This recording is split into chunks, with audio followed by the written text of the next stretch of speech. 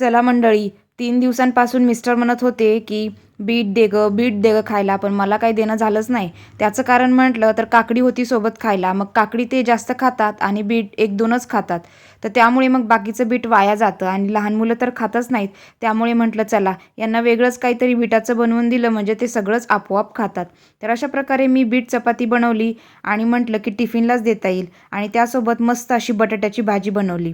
तर बीट चपाती तुम्ही कशासोबत पण खाऊ शकता आणि थोडे जर जास्त मसाले वगैरे घातले तर बीट पराठासुद्धा त्याचा तयार होतो.